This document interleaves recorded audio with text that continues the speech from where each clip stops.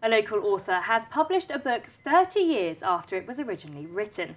Averil Branson wrote the novel titled Living with Matilda on an old typewriter in the 80s, but never quite got round to doing anything with the manuscript. She's now spent the last 5 years working on it again and is now promoting the finished novel at various locations around Portsmouth in December. Averil joins me now in the studio.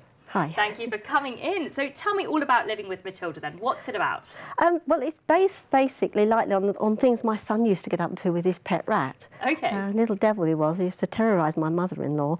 And he used to make me laugh. And I was off sick from work for about 6 months and didn't want to feel sorry for myself. So I thought, I'm going to write the story. So I got the old typewriter out, which was broken, and had to put an electric band around it to keep the carriageway working.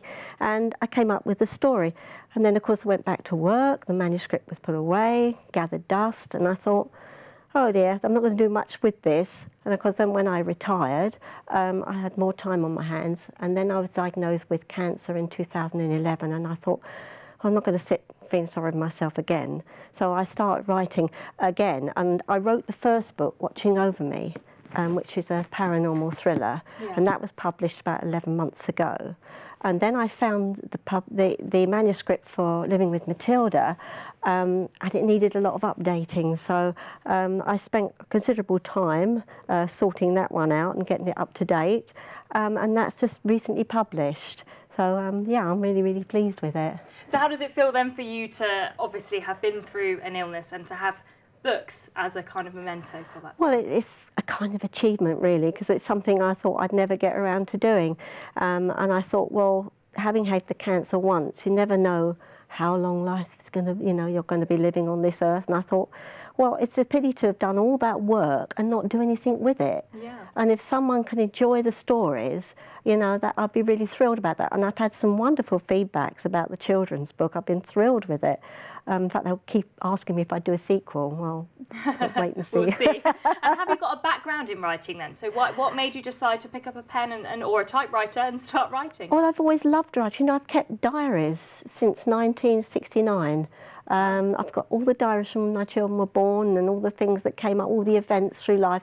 I've always loved to write, and every time I go to bed, out comes the pen, out comes the diary. And I always have a diary with a whole page. Not that I have that much sometimes, as the pages are quite blank, but I love to write. I love to tell stories, and I've written loads of short stories, so I may then later, at a later date, compile them all together and do another book later. But I'm now working on a sequel to Watching Over Me. I'm about 46,000 words into that one now, so we'll see how that one goes. And obviously you mentioned that you did have cancer when you were writing these. Did you find it therapeutic then, writing? Yes, it gets your mind off of it, because unfortunately when you have something like that, you always fear the worst. And I had the operation, and I was lucky. I've just had my 6 years checkup, which I've been clear, and they're still going to watch me again next year, so I've been one of the lucky ones. So it's nice to be able to get this finished products out there and look at them, and when that first book arrives, and I can't tell you how it feels. It's just a wonderful feeling, and you open it and you think, did I do that? Yeah, well, and obviously they're quite different, aren't they? So one of them is psychological drama thriller, and one of them's a children's book. Yeah, that's a paranormal thriller. That's for young adults, up right the way from the age of 16 onwards, and this is for 8 years old. And quite honestly, I've sold a lot to adults, and they've really enjoyed it.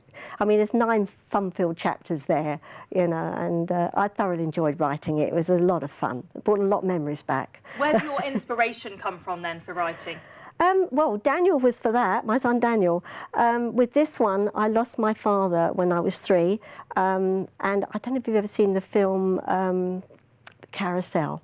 No. Well, it was a wonderful film. When I went to see it when I was a child, my sister took me to see it, and the thought of my dad sitting on a long stool, brushing all the stars and watching down at me, that really was quite inspirational for a child. And it always seemed to stick in here, and I think maybe deep down inside that was probably the inspiration for the book, because this young girl, she's 8 when she loses her father, and because he'd been involved in jewellery theft when he was alive, before she was born actually, all that's coming back to haunt her now, and it's leaving her life in danger. So he's in the spirit world, he can't rest, he's watching over his daughter, and throughout the book he gets her out of sticky situations in a way, you know, her spirit still sticks around. It's a fun book as well, it's got a lot of humour in it, and some adult content. So it's totally different to Living with Matilda. But, and so obviously you're now promoting these around Portsmouth, so just tell viewers where and when you're going to be there. Well, on Saturday the 2nd, I shall be at Blackwell's bookshop in Portsmouth, promoting it from 2 o'clock with refreshments, and I'll be pleased to see anybody there. Bring children, I'd love to. I've got a little competition for children with a prize if they win. And the following Saturday on the 9th, I'm at the Discovery Centre in Gosport doing a similar event. Promotional event. Well, I'm sure viewers will come down if they're interested in all those books, and well done for publishing them after all these years. Thank you for coming in, Avril, but we are out of time now. Thank you.